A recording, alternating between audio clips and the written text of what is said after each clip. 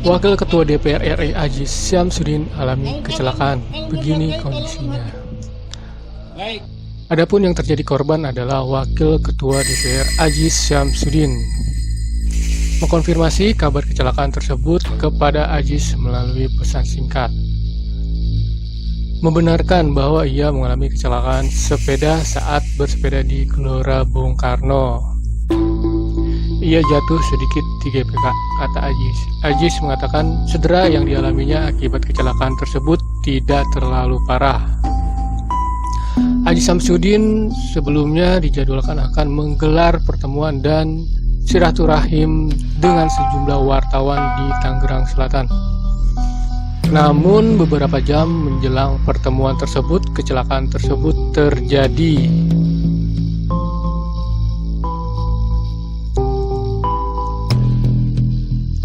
Hal tersebut menjadi perbincangan publik hingga di media sosial. Terkait dengan hal itu, netizen pun ramai-ramai menyerbu akun media sosial pimpinan DPR.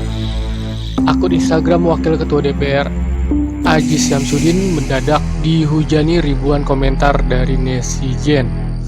Tak lama setelah RUU Cipta Kerja disahkan jadi undang-undang, menurut Aziz Syamsuddin banyak kata-kata dalam komentar tersebut tidak sepatutnya diutarakan di media sosial.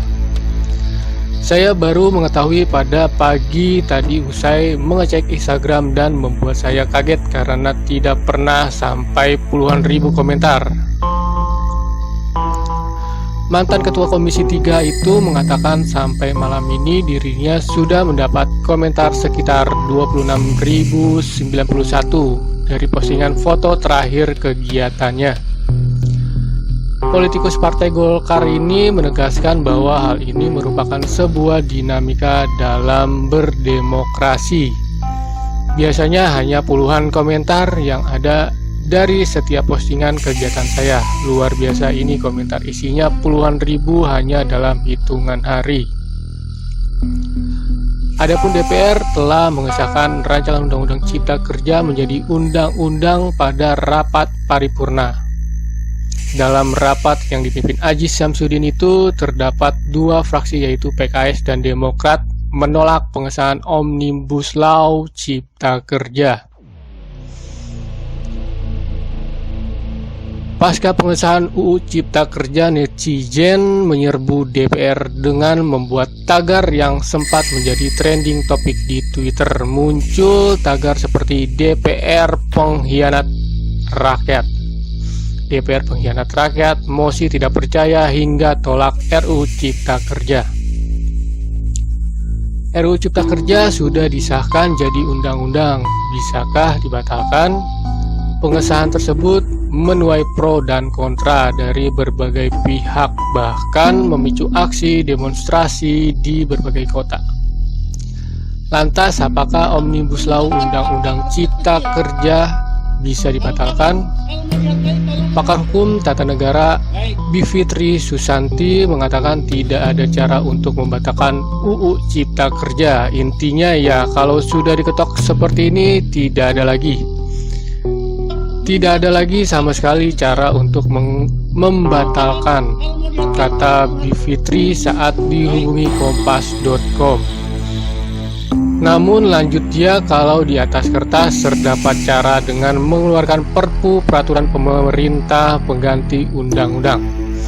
Perpu juga bukan membatalkan tapi membuat materi muatan undang-undang baru dalam bentuk perpu menggunakan kekuasaan presiden untuk mengeluarkan perpu bila ada hal ihwal kegiatan atau kegentingan memaksa, ujar Bivitri.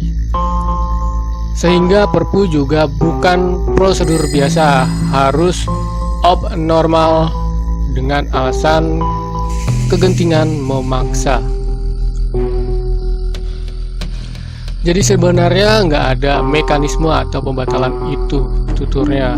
Bivitri melanjutkan, dalam Undang-Undang Nomor 12 Tahun 2011 tentang pembentukan peraturan perundang-undangan menuliskan proses pembentukan Perpu mencakup tahapan perencanaan, penyusunan, pembahasan, pengesahan, dan pengundangan.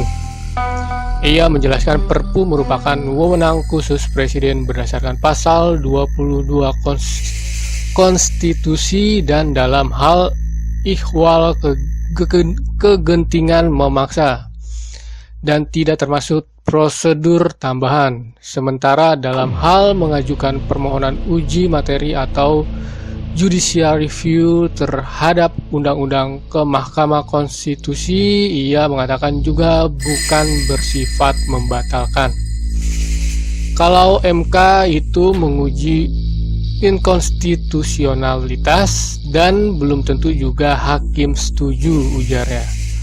Uji yang dilakukan di MK dapat berupa uji formil dan uji materi. Dia menjelaskan uji formil terkait dengan cara pembahas, sementara uji material berhubungan dengan pasal-pasal di dalamnya apakah konstitusional atau tidak. Kalau ada yang inkonstitusional, maka pasal-pasal yang dimintakan dibatalkan itu jadi inkonstitusional dan karenanya batal.